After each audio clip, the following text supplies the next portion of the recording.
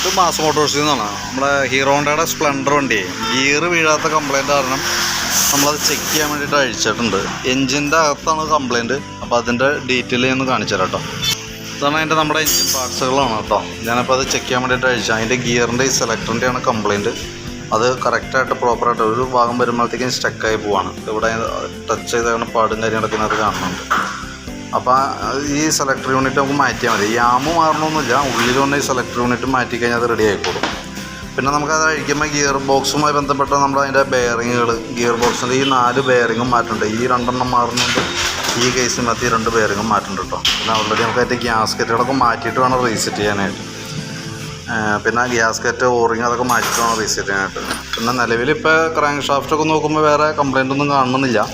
പിന്നെ സിലിണ്ടറൊക്കെ നമ്മൾ അഴിച്ച് ബോറിങ്ങൊക്കെ ചെയ്ത് കയറ്റിയേക്കുന്നതാണ്.